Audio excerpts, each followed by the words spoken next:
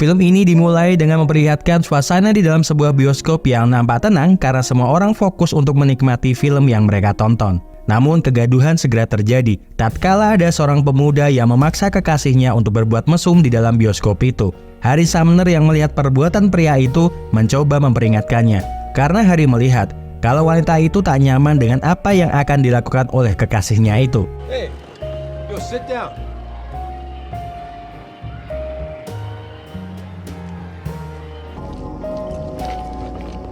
Nampaknya Ronald yang tidak terima kalau Harry memperingatkannya saat berada di dalam bioskop telah menunggunya di luar untuk membalas perbuatan yang membuatnya malu di dalam sana.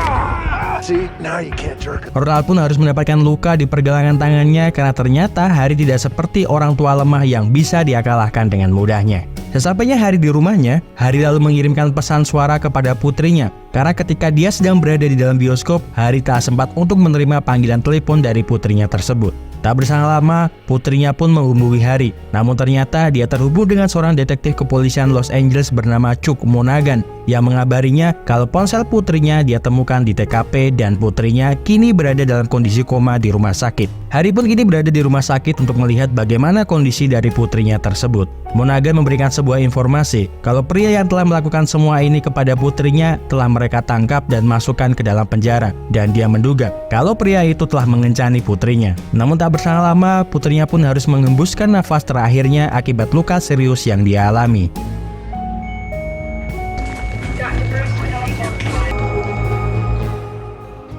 Dengan perasaan sedih dan marah, Harry pun harus melihat Johnny, si pelaku pembunuh anaknya di dalam pengadilan. Terlihat Johnny seperti orang yang bahagia dan tersenyum sinis di hadapan Harry, meskipun dia harus dijatuhi hukuman seumur hidup di penjara negara bagian California atas kejahatan penculikan dan pembunuhan di tingkat kedua. Mr. McCoy from the courtroom.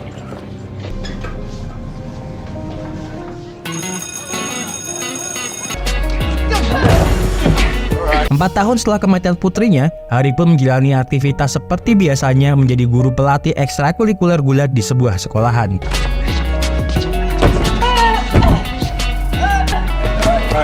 Break. I think you should consider track. More like track instead of wrestling.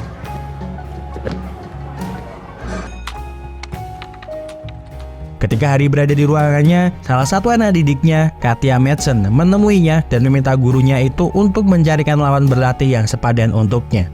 Katia melihat penurunan fisik dan kemampuannya itu disebabkan oleh lawan latih tanding yang tidak sepadan untuknya. Namun Harry yang melihatnya selama ini menganggap kalau itu hanyalah logikanya saja, karena memang Katia untuk saat ini tidak sebagus dengan apa yang dia pikirkan, dan memintanya untuk memikirkan kembali kegiatan ekstrakurikuler gulat yang dia ikuti. Tetapi Katia yang mendengar itu tidak senang dan meninggalkan Harry dengan perasaan yang marah. Screw you. Harry kini berada di tempat latihan sasana tinju dan sedang berlatih dengan trainernya bernama Martin.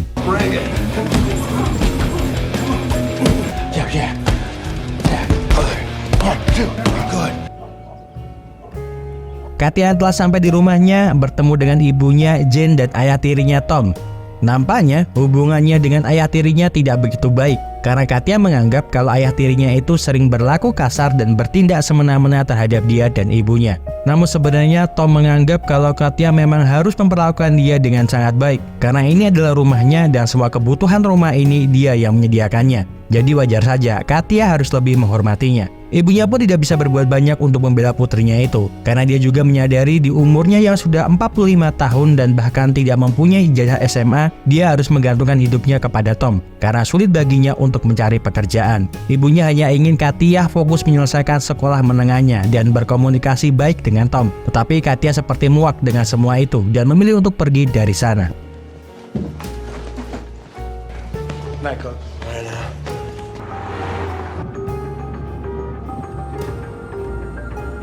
Hari yang sedang dalam perjalanan pulang menuju rumahnya setelah latihan tinju, tak sengaja melihat Katia berada di bangku pinggiran jalan kota Los Angeles. Dia melihat kalau Katia sedang dalam masalah dan mencoba untuk mengajaknya makan malam di sebuah restoran. Katia pun menceritakan semua masalah yang sedang dia alami saat ini. Dia mengatakan kalau semua yang telah dia lakukan itu salah di mata ibunya, dan itu membuat ibunya tidak pernah mempercayainya lagi. Jika dia mengeluh, hanya tamparan yang dia dapatkan dari ayah tirinya. Dia tidak sabar untuk menjadi dewasa dan melakukan apapun yang dia inginkan. Hari pun mencoba untuk memberikan nasihat, kalau terkadang dia harus menurunkan sedikit egonya dan sedikit berbohong. Karena jika melihat dari apa yang dia ceritakan, semua perdebatan itu akan membuat posisinya semakin sulit dan mengalahlah demi kebaikanmu dan juga ibumu. Katia pun sedikit bertanya tentang siapa gadis yang berada di dalam foto meja kerjanya. Hari mengatakan kalau itu adalah Jenny, putrinya, namun dia sudah lama meninggal. Mendengar itu, Katia lalu meminta maaf karena kejadian siang tadi telah membuat foto putrinya terjatuh. Dia lalu memohon kepada Hari untuk mengizinkannya malam ini dia tinggal di rumahnya. Jelas saja permohonan itu langsung ditolak mentah-mentah olehnya. Karena dia adalah seorang pelajar dan Hari adalah gurunya, dan bahkan mereka berdua tidak ada hubungan keluarga. Hari tidak ingin dianggap sebagai pedofil karena mempersilahkan muridnya untuk menginap di rumahnya. Dia lalu memberikan Katia dua pilihan, mengantarkannya kembali ke rumah atau mengantarkannya ke kantor polisi, di mana dia dapat membuat laporan polisi. Jadi, pilihlah satu di antara keduanya itu. Hari pun akhirnya lebih memilih mengantarkan Katia untuk pulang ke rumahnya. Hari menemui temannya sekaligus seorang polisi bernama Jones, berkonsultasi tentang masalah yang sedang dialami oleh Katia. Jones bertanya apakah dia mengalami pelecehan seksual, karena kalau sesuai dengan apa yang dia dengar, itu hanya terlihat seperti pertengkaran masalah antara anak dan orang tua. Sulit membuktikan itu di pengadilan. Jones paham dengan apa yang coba dia ingin ungkapkan, tapi jika semua ini berakhir di pengadilan, maka semua orang akan tahu namamu dan di mana dia tinggal. Tetapi jika memang dia bersikeras untuk tetap mengajukan laporan, kembalilah 1 bulan lagi untuk melihat bagaimana perkembangannya. Jadi mereka bisa tahu bagaimana mereka akan melanjutkan masalah ini atau tidak. Hari menemui Katia di kantin sekolah yang terlihat tidak mengikuti kegiatan ekstrakurikuler gulatnya. Tak sengaja dia juga melihat bekas luka lebam di wajahnya dan menanyakan berasal dari mana luka itu. Katia yang nampak masih sangat kesal dengan gurunya itu pun memilih untuk diam dan pergi dari sana. Ketika Hari akan pulang dari tempat dia berlatih tinju, tak sengaja dia memergoki Martin yang terlihat seperti sedang bertransaksi dengan seseorang. Dia pun menanyakan apakah uang yang dia bayarkan untuknya tidak cukup sehingga dia harus memiliki pekerjaan sampingan dengan berjualan narkoba. Namun Martin mengatakan kalau dugaannya salah. Dia memang mempunyai pekerjaan sampingan, tetapi itu bukanlah narkoba, melainkan alat-alat untuk keamanan yang sering dicari oleh para pria yang bekerja sebagai keamanan. Mereka datang kepadanya karena mereka bisa mendapatkan barang lebih cepat daripada Amazon dan tanpa pajak. Mungkin suatu saat Hari bisa memesan padanya jika dia membutuhkan sesuatu barang yang bisa dia gunakan. Hari pun menyempatkan dirinya untuk mampir berkunjung ke rumah Katia untuk melihat kondisi Katia dan juga ayah tirinya yang terlihat sangat tidak ramah dengan Katia maupun dirinya. Hari lalu meminta Katia untuk membelikan mereka berdua makanan di sebuah restoran dan juga obat penghilang rasa sakit, sementara dia akan di sini berbicara empat mata dengan ayah tirinya itu. Namun ternyata Hari hanya ingin memberikan Tom sebuah pelajaran. Karena sikap dan perbuatannya kepada Katia bisa saja membuat Katia trauma dan juga bisa saja membuatnya berurusan dengan hukum. Tetapi Tom seperti sangat meremehkannya karena dia berpikir gurunya itu bisa berbuat apa di rumahnya itu.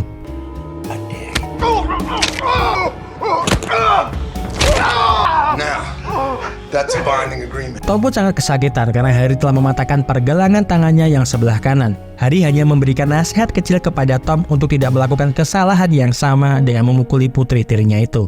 Ini hanyalah peringatan kecil untuknya, karena dia akan mematahkan lengan tangan sebelah kirinya bila dia masih berbuat seperti itu terhadap Katia. Katia yang kembali lagi ke rumah melihat Tom sangat kesakitan, bingung dengan apa yang telah terjadi di antara mereka. Namun dia seperti sangat senang melihat kondisi Tom yang sangat kesakitan seperti itu. Keesokan harinya, Hari pun mulai beraktivitas seperti biasanya dengan mengajari murid-muridnya sebuah teknik kuncian gulat. Namun tiba-tiba Jones datang ke sana dengan seorang polisi wanita menanyainya tentang seorang pria bernama Thomas. Thomas datang ke polisi dan membuat laporan kalau dia telah diserang oleh guru putrinya tadi malam hingga membuat lengannya patah. Maka oleh karena sebab itu, Jones ingin membawa Hari ke kantor polisi untuk menggali informasi tentang peristiwa itu. Tom yang terlihat berada di rumahnya mendapatkan telepon dari temannya bernama Sergio untuk menanyakan bagaimana kabarnya. Dia mendapatkan kabar kalau Tom baru saja keluar dari rumah sakit karena lengan tangannya patah. Sergio lalu menanyakan bagaimana kelanjutan bisnis mereka karena uang $10.000 itu tidak sedikit dan Sergio akan memberikan semua uang itu tanpa potongan sedikit pun karena waktu pelelangan sebentar lagi. Namun belum saja dia menjawab penawaran Sergio, dia mendapatkan sambungan telepon dari Katia yang menanyakan tentang apa yang sudah dia lakukan kepada gurunya itu. Jika dia tidak mencabut laporan polisi, Katia mengancamnya dengan akan memberitahu ibunya kalau Tom telah meniduri sahabat ibunya bernama Lucy. Mendengar itu, Tom merasa terpojok karena bisa-bisanya Katia mengetahui hal itu dan akan segera menjemputnya di sekolah untuk membicarakan masalah ini kepadanya.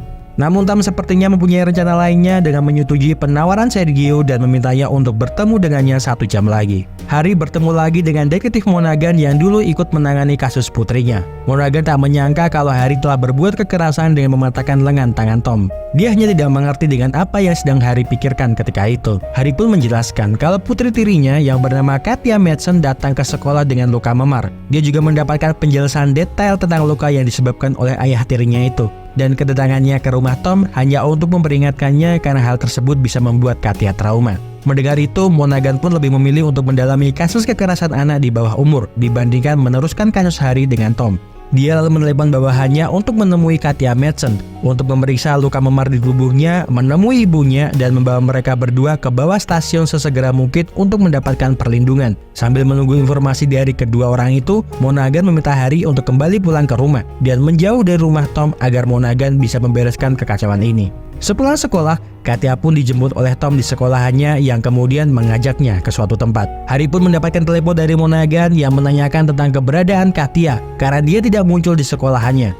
Jika Harry mengetahui atau melihat keberadaan dari Katia, dia meminta Harry untuk segera memberitahu di mana keberadaannya. Harry mengatakan kalau dia tidak tahu di mana keberadaannya dan segera menyadari kalau ada sesuatu yang tidak beres. Yang kemudian dia datang lagi ke sekolahan untuk mengecek CCTV sekolah itu dan menyadari kalau Katia telah dijemput oleh Tom di sekolahan. Malamnya, Harry segera datang menemui Tom di rumahnya dan mengatakan kepadanya kalau dia benar-benar sangat menyesal dengan apa yang telah terjadi padanya. Sebagai bukti permintaan maafnya kepada Tom, Harry akan memberikan uang ganti rugi kepadanya sejumlah $25.000. Mendengar itu, Tom sangat senang dan mempersilahkan Harry masuk ke dalam rumahnya untuk menuliskan sebuah cek yang bisa Tom cairkan esok hari.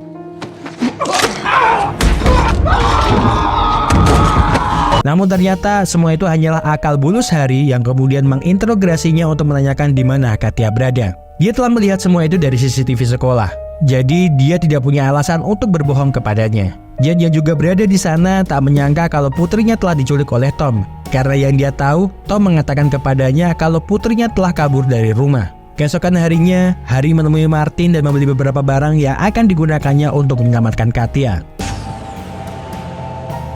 Tom kini berada di tempat Sergio bersama dengan Harry yang kemudian bertanya kepada Sergio tentang di mana keberadaan Katia. Sergio mencoba untuk terus bungkam tentang semua itu. Namun karena Harry juga terus mematahkan jari-jari tangannya, Sergio pun akhirnya mengatakan kalau keberadaan Katia kini berada di Las Vegas. Dia hanyalah seorang perekrut yang membawa Katia ke Barstow dan kemudian merekalah yang melakukan sisanya. Sergio bekerja untuk Chris Barker dan bos sesungguhnya dari mereka adalah Remington. Yang dia tahu, Katia dibawa pergi ke kasino Penny House dan di tempat itulah pelelangan berlangsung.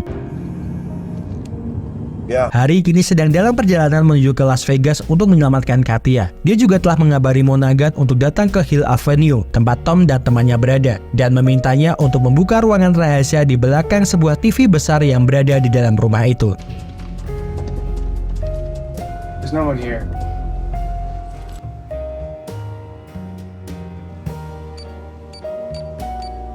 Oh my God. This fucking guy. Monaghan segera menghubungi Harry dan bertanya kemanakah tujuannya. Harry mengatakan kalau dia akan pergi menuju Las Vegas dan memintanya untuk datang ke sini karena dia tidak akan kembali tanpa Katia. Dan ketika Monaghan akan bersiap menuju ke Las Vegas, Jen yang telah tiba di sana tiba-tiba ikut masuk ke dalam mobil Monaghan, memaksanya untuk dia bisa ikut menuju keberadaan putrinya. Sampailah Harry di Las Vegas, Pennyland Hotel dan Casino. Harry bertanya kepada resepsionis hotel, apakah dia bisa mendapatkan informasi tentang sebuah pelelangan yang diadakan oleh Tuan Remington. Harry pun akhirnya bertemu dengan Remington dan menanyakan sebuah pelelangan kepadanya. Remington tidak mengerti dengan apa yang dia maksud. Kalau dia bertanya tentang pelelangan, itu pernah terjadi 5 tahun yang lalu dan itu pun pelelangan untuk mengumpulkan uang untuk sekolah. Nampaknya Remington berusaha untuk menyembunyikan bisnis gelapnya kepada Harry. Karena terlihat aneh baginya, ada orang yang baru dia temui menanyainya tentang sebuah pelelangan. Monaghan menghubungi Harry dan memintanya untuk menghentikan perbuatan yang akan dia lakukan. Monaghan tidak ingin dia terluka dan melanggar hukum lagi karena dia bukanlah seorang detektif. Dia sedang menunggu kabar dari kepolisian Las Vegas untuk bisa mendapatkan surat perintah kerja dan kasus di wilayah Las Vegas. Namun, Harry meminta Monaghan untuk tidak datang ke tempatnya karena keberadaan Katia tidak ada di sini. Karena jika polisi datang, itu akan menarik perhatian yang bisa membuat Katia menghilang. Dan juga dia meminta bantuannya untuk melakukan suatu hal. Jane bertanya-tanya kepada Monaghan, kenapa gurunya ikut terlalu jauh atas penculikan putrinya. Karena itu terlihat sangat aneh, melihat pria tua sangat perhatian dengan seorang gadis muda. Monaghan lalu bercerita kalau 4 tahun yang lalu, putri Harry dibunuh oleh seseorang bajingan yang mengajaknya berkencan, membiusnya, memperkosanya, mencekiknya, dan membiarkannya mati di selokan. Monaghan berpikir kalau Harry sedang berusaha untuk mencegah hal itu terjadi pada Katia.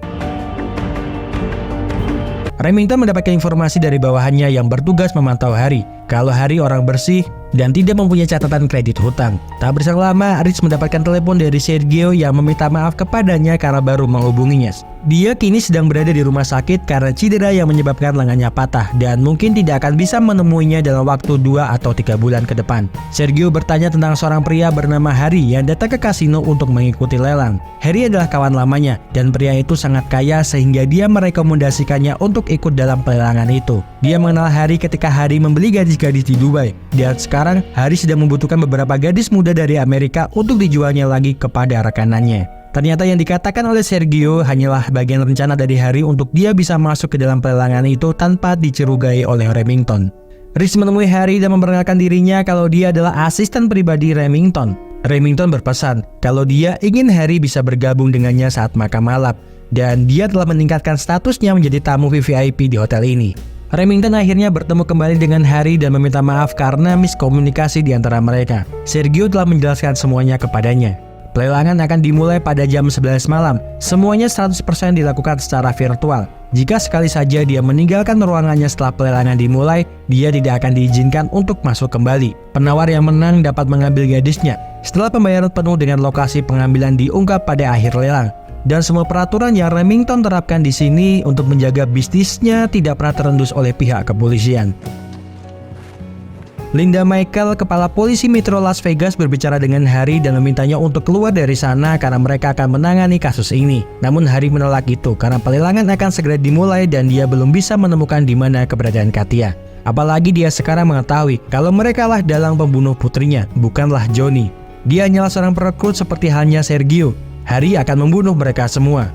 Dia tidak peduli jika dia akan menghabiskan sisa hidupnya di penjara dan meminta Monaghan menempatkannya di samping Johnny ketika dia berada di dalam sana. Nampaknya Linda sangat jengkel dengan Harry karena dia bersikeras untuk tetap menyusup ke dalam sana, apalagi dia hanyalah seorang guru.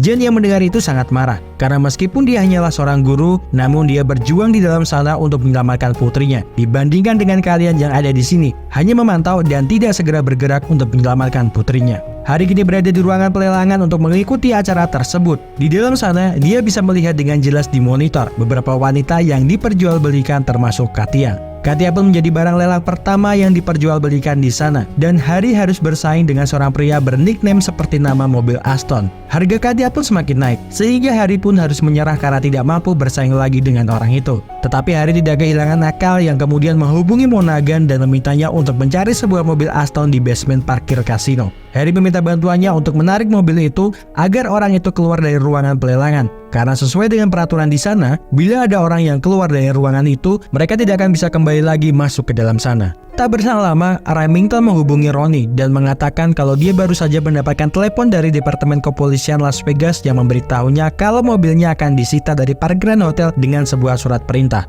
Dia meminta Ronnie untuk mengurus masalah itu dan memintanya untuk kembali lagi 4 minggu kemudian karena Remington tidak ingin mengambil risiko apapun atas kesalahannya. Namun meskipun Harry sudah berupaya untuk menggagalkan transaksi itu, ternyata ada seorang pria yang menawar Katia lebih tinggi sehingga membuat Harry sangat marah dan membuatnya nekat untuk berbuat keonaran di sana.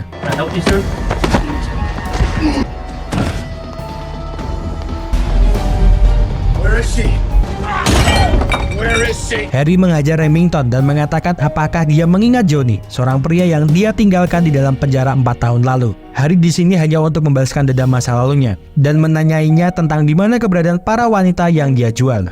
Monaghan lalu mendapatkan informasi dari Harry untuk segera menuju ke bandara Las Vegas Hangar 12, tempat di mana keberadaan Remington dan juga wanita-wanita yang dia jual. Harry kini berada di sebuah rumah dan bertemu dengan pria bernama Roy dan James. Tujuannya ke sana adalah untuk menjemput gadis pelelangan bernama Sonya, karena rencana penjemputan mereka telah diubah oleh Remington. James sebenarnya agak curiga, karena dia tidak mengetahui perubahan rencana pengiriman itu, karena dia sendiri tidak mendapatkan pesan atau telepon dari Remington. Namun Harry terus meyakinkan mereka, karena jika mereka tidak segera mengirimkan gadis ini, mereka akan kehilangan $200.000 dan mereka berdua akan bertanggung jawab atas masalah ini. Meskipun bimbang, namun pada akhirnya mereka berdua segera menuruti permintaannya.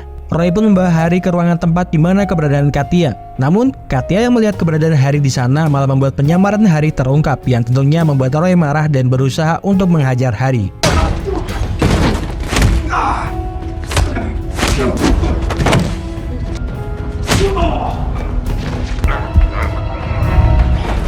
Setelah berhasil melumpuhkan Roy, Harry berusaha untuk membawa semua gadis-gadis itu pergi dari sana. Rich yang juga telah sampai di tempat itu lalu berusaha untuk mencegah kepergian mereka. Dia bertanya dengan apa yang telah Harry lakukan dan bertanya di mana keberadaan Remington. Harry mengatakan kalau dia sekarang ditahan oleh polisi karena teman kalian Johnny telah menjual informasi kalian kepada polisi.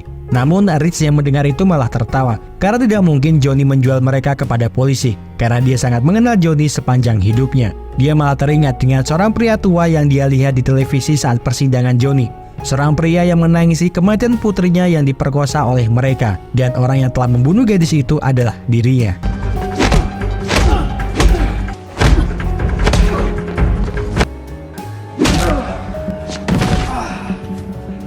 Rich berhasil membalikan keadaan, dan kini dia berusaha untuk membunuh Harry menggunakan pistol miliknya. Namun untung saja, Monaghan berhasil sampai di sana tepat waktu dan menembak Rich. Para gadis-gadis itu berhasil diselamatkan, dan para penjahat yang masih hidup telah ditangkap semua oleh pihak kepolisian, termasuk Remington yang berada di bagasi mobil Harry. Dan sebelum film berakhir, Monaghan menemui Harry sepulangnya dari melatih murid-muridnya di sekolahan. Dia bercerita kalau Johnny McCoy telah terbunuh tadi malam di selnya, dan kabarnya Remington diduga menjadi dalang kematian dari Johnny. Mungkin jika Harry tidak sibuk, dia ingin Harry membantunya memecahkan sebuah kasus yang sulit dipecahkan di kantornya.